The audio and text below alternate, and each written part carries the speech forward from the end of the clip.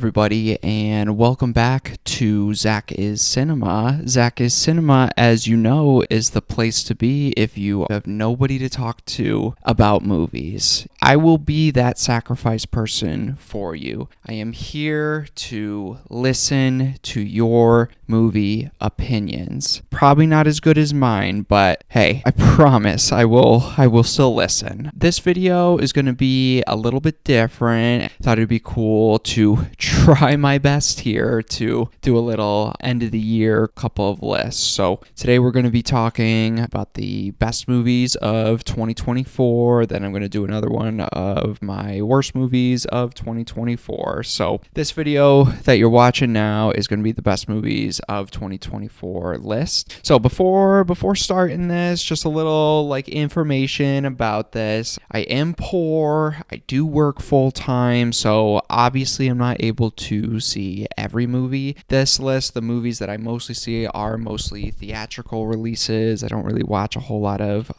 streaming exclusive movies, stuff like that. I tallied everything up throughout this year. I've seen a total of 26 new theatrical released movies. So it's best of out of these 26 theatrical released movies. So, and then a preface before I start the best of 2024. I have not seen Nosferatu yet. I'm crossing my fingers that would have made my top 5, or at least hopefully be in my top 10 of the year, but I have not seen it yet. But let's just hop right into it here. Starting off with the best of 2024. We're starting with our number 5 pick. Number 5 coming in is Terrifier 3. Honestly, I was really excited to check out Terrifier 3. I'm kind of iffy on the first one. It's more of like a proof of concept idea more than it is a standard movie. But then they hit hard with our second chapter in this Terrifier franchise, a movie that is fantastic. I've rewatched it a couple of times. A movie that just elevated its basic slasher material and put it up to something new, something a little bit different. Definitely a step above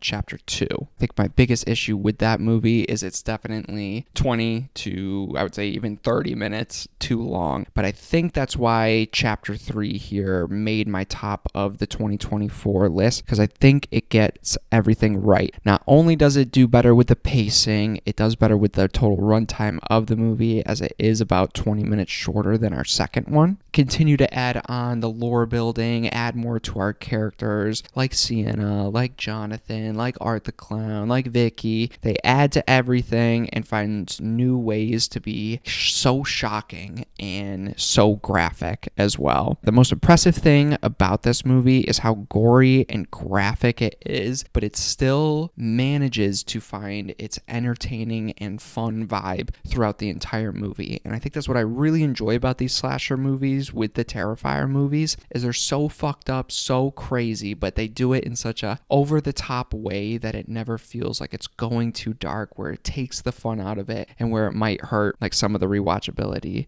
At least for me, these are such easy movies, all 3 of them, honestly, to rewatch just because they're so fun and so entertaining. And I think they prove it in this third one, too, where they even go so far into a couple of scenes throughout the movie, if you've seen it, you know, where they do end up harming and killing children in the movie, when normally that would be such a turn off, it would just destroy the vibe, the feel of the movie, and maybe make me not want to rewatch it as much. But even with chapter 3, they managed to kill kids in a fun way. I said it, okay? I'm gonna rewatch it again because they managed to kill kids in a fun way. That is so impressive to pull off, because that really could have just soured the experience a little bit, really could have hurt this, but they still managed to continue that fun, gory, entertaining, fueled film. I really love the Christmas theme in this movie. It brings another movie into that weird subgenre, a horror movie that you watch during Halloween and Christmas. We don't get many movies like that. We got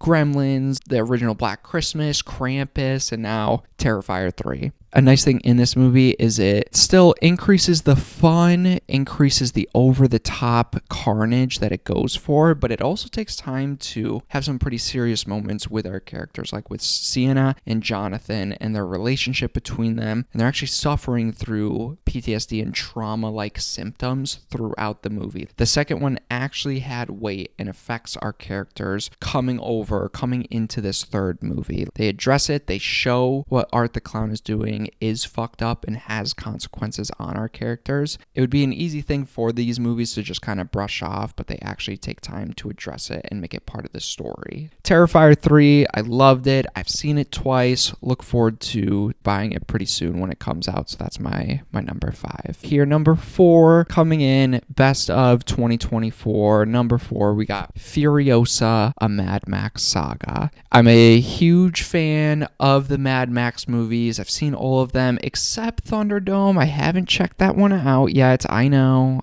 Some people really like it. Some people really hate it. I just haven't checked it out yet. But I love Fury Road when it came out, and I just remember the hype behind it and remember watching it for the first time and it actually living up to those expectations that I had. But honestly, now that I've seen Furiosa, had some time to think about it, rewatch it again, and putting together this list, I honestly enjoy this one a little bit more than Fury Road. And I feel like a bit of a hot take. I don't see too many people with it, but I just think the story, the character arc Furiosa goes on really makes this more of an enjoyable movie. You follow a complete arc throughout, and to me, it makes it a lot more rewatchable compared to Fury Road. And I think that's the nice thing, is I'm not necessarily saying that Furiosa is so much better than Fury Road. Just to me, I enjoy it more. It's the one I'd go to if I had to pick between. But there are two Mad Max movies that feel very different. Like, you get something different out of both of them. I also think that Chris Hemsworth in Furiosa is such a great villain, and I think the most impressive thing he does is he rides that line between being so crazy but not going too over the top where it's just silly, goofy, and unnecessarily campy. Like, he rides that line so perfectly and somehow keeps this outlandish world somewhat grounded in its own reality, and I think that is so impressive because he's so memorable, such a good villain in this movie.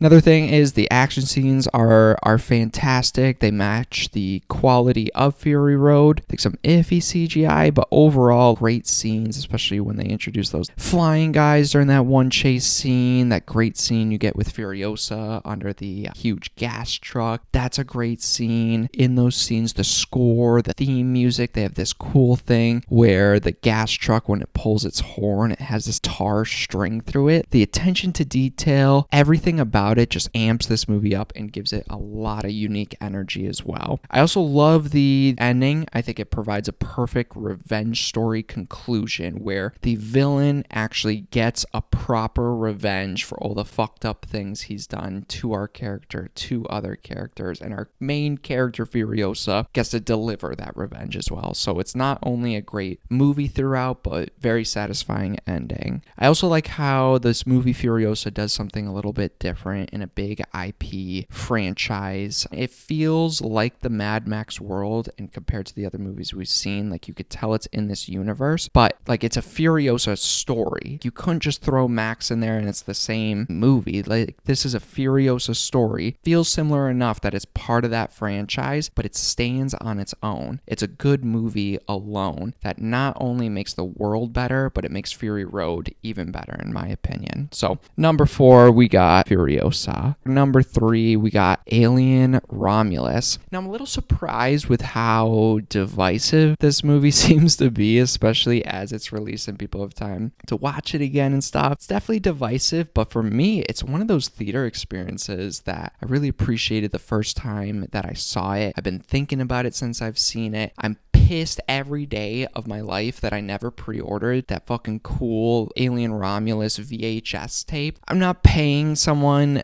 on eBay for it, but besides the point, Alien Romulus, I absolutely love this movie. I really like how Fede Alvarez, his movies are these isolated, tense thrillers that keep that pacing and breakneck tension throughout this whole movie, just like he did in Don't Breathe and Evil Dead 2013. Like, he continues his quality movie making filmmaking in Alien Romulus as well. I love the main characters. We got Rain and Andy. I like the sibling angle that they bring into this. I think it's something unique and a little bit different that we haven't seen in previous Alien movies. Andy, our AI character in this movie, is very cool, very interesting character. It's something that they tried to pull off with David in like Covenant and Prometheus. It's different, but I think that idea of having that AI character works a little bit better in this movie, or at least for this story. Andy has some great scenes where he like upgrades and like has to transition. His acting, his performance is top notch. I like how this movie also goes for its R rating and earns that R rating as well. All these Alien movies are rated R, but in this one I like really felt it. There was like memorable scenes, whether they thrown in stuff with the birthing stuff that's always been a part of this Alien franchise, but we really get to see it here. A lot of the gunplay, action scenes, the carnage, the fucked up just scenarios our characters are put in. It goes for that R rating. It never goes too much where it's just like over the top, goofy, you can't take it seriously, but rides that line very well. Again, with Fede Alvarez, you know you're getting beautiful practical effects, practical gore, and he brings that to this movie. I think it provides great tense scenes, especially with face huggers. We get to kind of see a new angle to these face huggers. We get to see something different that we haven't seen in previous movies, or like compared to our first two, they maybe just didn't have the technology back then to pull off how visceral and scary those face huggers really are, and you get tons of memorable scenes in this movie with those face huggers. I like how Fede Alvarez is honestly bringing back practical effects to horror and bringing the horror back in our Alien franchise. I love the Alien movies. I love most of them, but I love the ones like the first one. I would still say is my favorite because it goes for that horror edge, and I think this rightfully brings it back to that. I think the whole last act with that hybrid alien, it really works for me, and I love the behind the scenes stuff where it's done all practical with a dude in a suit. Like, it's so cool, and you could see the care that went into it. It adds more to Covenant and Prometheus, I think, as well. It highlights the care and practical effects Fede can bring to his movies. So, great tense thriller. I look forward to rewatching it again. Coming in at number 3 is Alien Romulus. One of my fucking lights just went out. I know you guys really come to ZakIsCinema for fucking quality, so I'm sorry to let you down here. Coming in at number 2, we got Kingdom of the Planet of the Apes. I absolutely love the recent Planet of the Apes movie trilogy. I appreciate how this one also keeps its same quality, keeps that quality that we come to expect from these movies. It keeps it consistent. I think one of my favorite parts of this movie is just how they treat the character and legacy of Caesar. We spent 3 movies with him. He's a beloved character, and they continue to find a new and interesting way to use him in this movie. We get to see how all these different sanctions of apes interpret Caesar's teachings, and I love how they show different characters, different sanctions of apes, and like our villain in this, Proximus, how they twisted and interpreted Caesar's teachings for their own selfish purpose and motives. I think it provides us a great villain, interesting world building, and I think it also very subtly just commentates on religion and beliefs, different spiritualities in our world today, but doesn't like beat you over the head, doesn't get preachy, none of that stuff. It's deep, it's layered, and I like how they continue that legacy in Kingdom. I also really liked and enjoyed the character of Noah. He has big shoes to fill, big ape shoes to fill. The journey he has to go on, I think, is a great arc, and it sets him up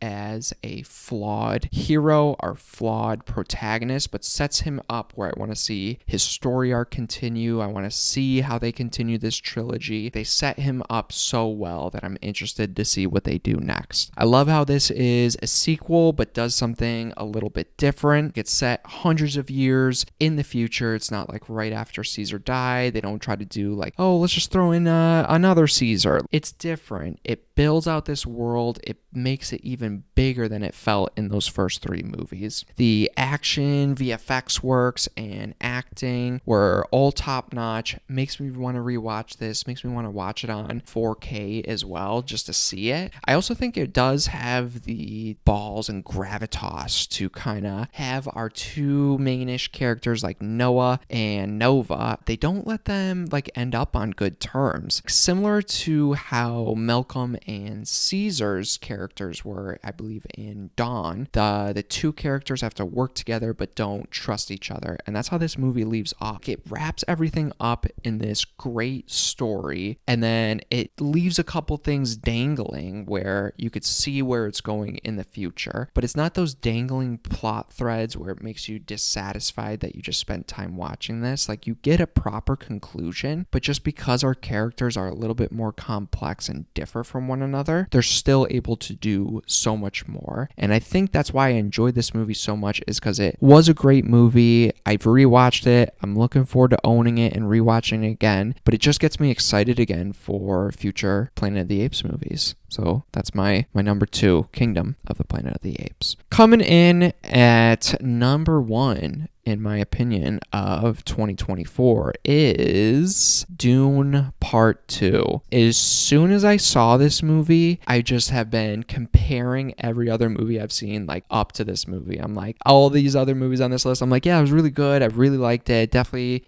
top of the year for me, but nothing beat Dune Part 2 for me. I love how Dune and Dune Part 2 do the hero's journey, like that good versus evil classic story we've seen 1,000 times, but they do that storyline and plot beats so well, and it's what made me really like fall in love with movies like Star Wars, stuff like that. Like, it really is like bringing that classic story with like a different twist to it. Very similar. Not only does it do that hero's journey so well, but it sets itself apart by making Paul a little bit different and more complex of a main protagonist to follow. In one sense, he's your typical prophet, the guy coming to save us character, but he isn't even really sure if that is who he is, if he believes it. And then you also have like Lady Jessica and his mom like pulling the strings in the background, so you're not too sure like what's going on. Is she just like forcing him to do this? Is she like pulling strings and he was never meant to be something like this? Or is he supposed to be like this, but you guys kind of got him to a place where it wasn't morally acceptable? It's that typical story, but he's not even like sure of himself. He doesn't even fully believe this prophecy he's been told about himself his entire life, but still uses it not in an evil way, but in a way where he knows he has power to control people, and he uses it, but in his mind he's doing it for a good reason, but at the same time he's still taking advantage of people. It's just a great hero's journey, a great hero's story arc that's done a little bit different, put a little different spice in it. You see what I did there? I'm a genius. He's a great character with gray morals, and I think that's what sets him apart in a lot of our typical story hero journey movies like this. I'll honestly never forget watching this in IMAX. Like, I feel like I've measured this against every other movie I've seen, not only in IMAX, but just throughout this year. The effects, the stunts, the scale of this movie is fucking like unlike anything I've ever seen in my life. Like, it reminded me of a time when I first saw Star Wars A New Hope as a little kid. I feel like for a lot of people, that's like someone's like first introduction to like big epic sci-fi storytelling is Star Wars, and I really do think Dune is that new version for a new generation, because I can't remember the last time I just felt a sense of scope, scale, and universe world building than the first time I saw like Star Wars when I was like 8 years old. Like, it brought me like right back to it, right back to I think the last moment I was probably pretty happy. So I mean, thank you, Dune Part 2. I appreciate it. Anyways, I love the villain in this movie. I know there's like a couple different villains, got a family of villains kind of. Austin Butler character, he's interesting and provides more insight into that antagonist family. Like, you get to see that dynamic, the relationships, their like views on stuff a little bit more compared to our first movie. Love the attention to detail in this movie. I love the care that went into it. Like, for example, those black and white scenes with Austin Butler's character, they filmed it all all with infrared cameras, so that way they couldn't even put color in it if they wanted to switch it. Like, there was such a vision, dedication in this movie that just really sets itself apart compared to other sci-fi movies. And honestly, I really don't mind that. So far, first Dune and Dune 2 have been like kind of, they're part movies. You can watch each of them on their own, but it's part of a larger something. It's part of a larger thing that we haven't had wrapped up yet. I really don't mind. I've seen people give a lot of shit to the first one and second one, just kind of leaving off, leading into the second movie. But quite honestly, I think they do a good enough job of wrapping up a lot of our main plot lines, and then just like Kingdom of the Planet of the Apes, setting stuff up, you have a clear direction of where things are going. But I'd much rather a movie just own it and just say, look, we can't fit everything into a standard like 2-hour movie. We're not going to ruin the source material and jam everything in. I'd imagine for both of these movies, it's probably pretty difficult to keep both of them under 3 fucking hours, and they still did it. So I'd much rather a movie just to say fuck it and own it and split their movie up into parts, just recognizing that you can't fit it all into one movie. So instead of compromising, we're just going to give you a little tease into the next one. And oh boy, do I love to be teased, because I am looking forward to the third one. Every scene just looks like a piece of expensive art, honestly. And this was the movie that I like calibrated my new TV's like picture settings to. Like, it's just that good. And ever since I watched it twice in theaters, I've just been looking forward to the next time that I rewatch it. It made me love the first one even more. It made me rewatch both of them multiple times. It was easy for me to understand as someone who's not a big reader, never read the Dune books, but I really have just loved both of these movies. And I feel like I talk about them all the time. I'm that weirdo who's made it my personality to be like Paul. I love the spice, and I love fucking Dune. Dune Part 2 easily coming in as my number one. But yes, that was my Zach is Cinema first try at doing a list like this. Hopefully they get better. Let me know what you guys think of my list down below. Let me know your top 5, top 20, top 10 list, best of the year of 2024, just what you thought of the year movie wise in general. Look forward to more reviews and more videos soon. Next one will be worst of 2024. Look forward to that pretty soon. And again, appreciate anybody watching these first couple videos. I appreciate you sticking around. Hope you enjoyed it. Look forward to more Zach is Cinema coming soon. Thank you.